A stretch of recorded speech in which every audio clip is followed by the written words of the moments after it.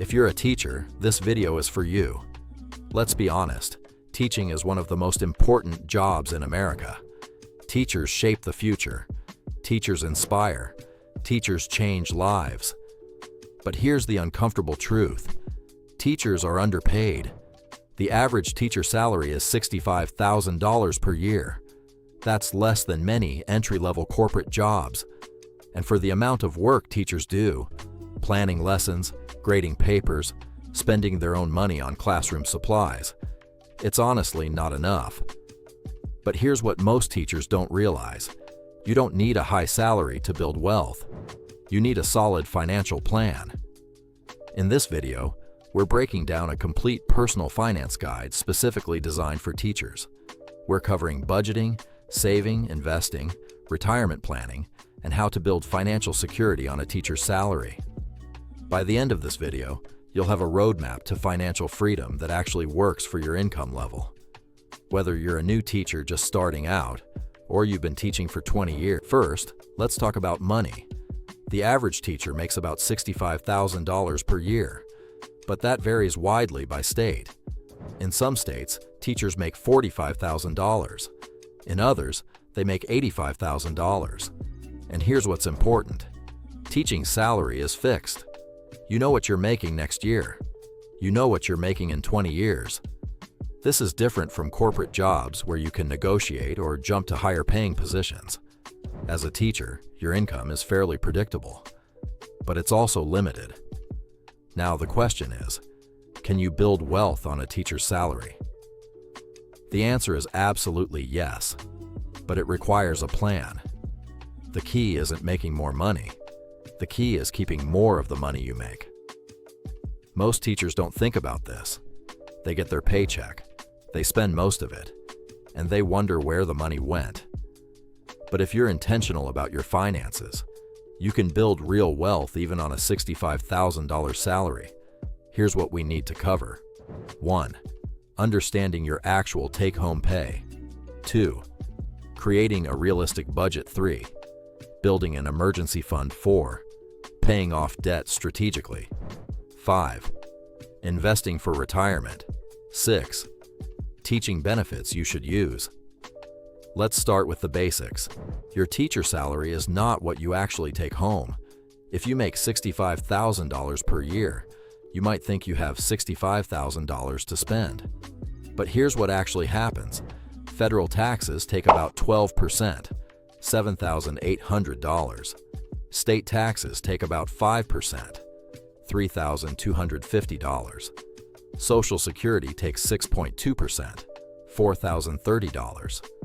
Medicare takes 1.45%, $941. Retirement contributions take another 3 to 5%, $2,000. Suddenly, your $65,000 salary is down to about $45,000 in take-home pay. That's about $3,750 per month. This is crucial to understand.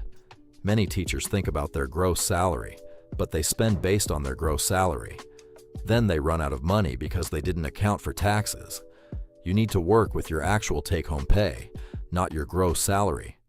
So let's assume you're working with about $45,000 per year, or $3,750 per month. From this, you need to pay rent or mortgage, utilities, food, transportation, insurance, childcare, if applicable, phone and internet, student loans, if you have them. And then you need to save for emergency fund, retirement, long-term goals. This is tight, but it's doable. You just need a plan. Let's create a realistic budget for a teacher making $65,000 per year, $3,750 monthly take-home. First, the 50-30-20 rule. 50% goes to needs, housing, food, utilities, insurance.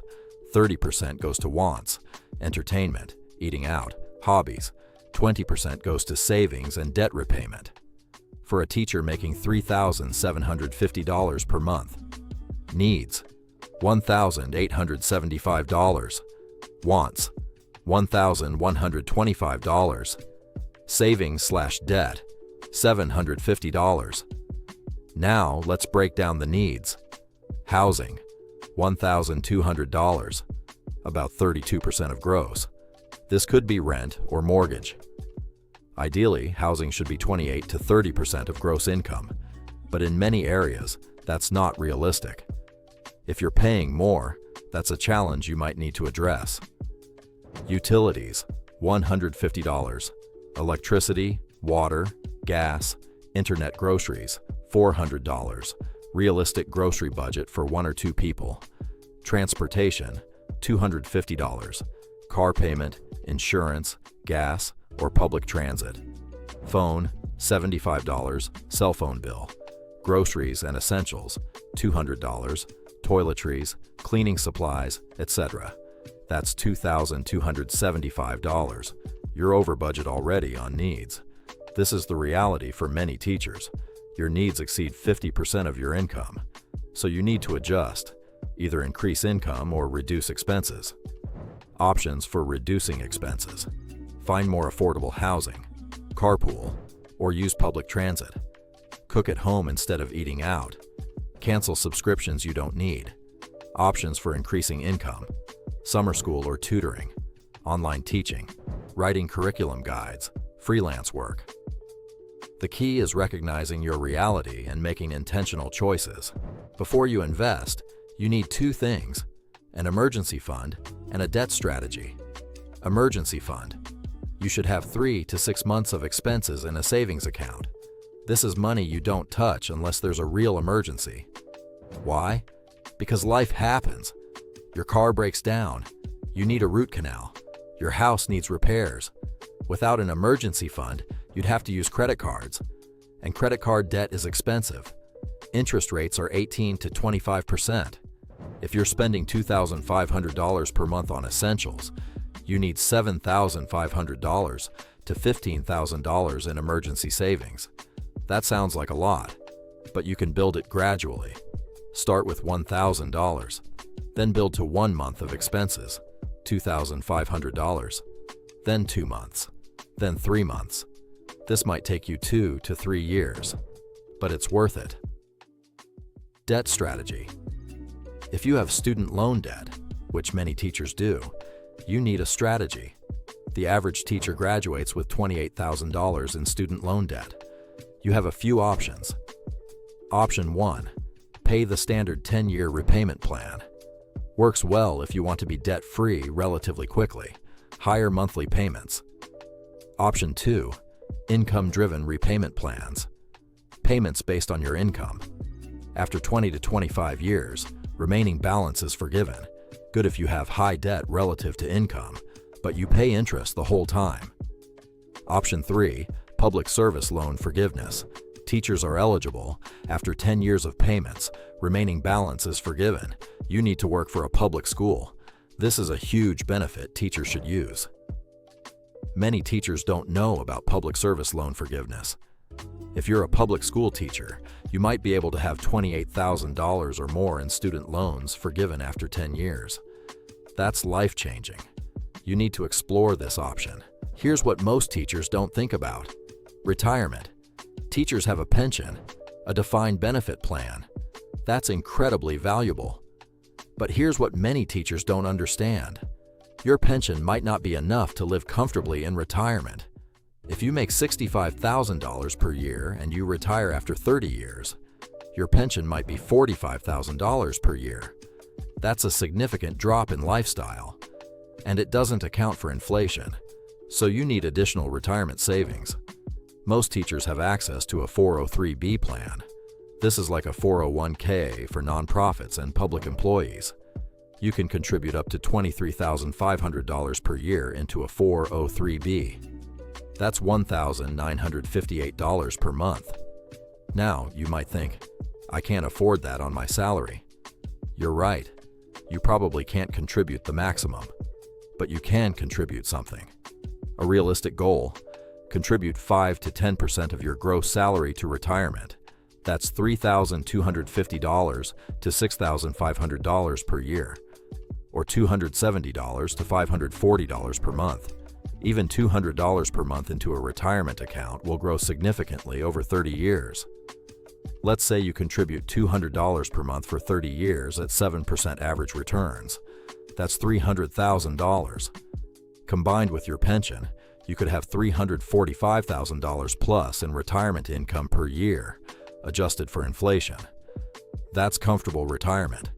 The key is starting early and being consistent. If you're a newer teacher, this is huge. Start now. Even small amounts matter. Teachers have benefits that other people don't. You need to use them. Benefits. Package. 1. Health insurance. Most school districts offer good health insurance. Employer pays a significant portion. This is worth $10,000 to $15,000 per year. Make sure you're using it too. Pension. Defined benefit. Pension plan. Your guaranteed income in retirement. This is incredibly valuable. Understand how your pension works. 3. 403(b). Retirement plan. Employer sometimes matches contributions. Check if your district matches. If they do, contribute enough to get the full match. This is free money. 4. Summer break. 2 to 3 months unpaid time off. You can use this for tutoring, online teaching, or rest. Many teachers use summer for additional income. 5. Professional development. Districts often pay for training and certifications. Take advantage of this. It improves your teaching and can lead to salary increases. 6. Disability insurance. If you can't work, you get income. This is valuable protection. 7. Life insurance. If you die, your family gets money, usually offered through district. Make sure you understand all your benefits. Many teachers don't take full advantage of what they have. So there you have it. A complete personal finance guide for teachers. You don't need to earn a high salary to build wealth. You need a plan. Here's what you need to do. 1. Understand your actual take-home pay, not your gross salary. 2. Create a realistic budget based on your actual income.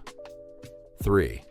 Build an emergency fund, $7,500 to $15,000. 4. Address any debts strategically. 5. Start contributing to retirement, even if it's just $200 per month. 6.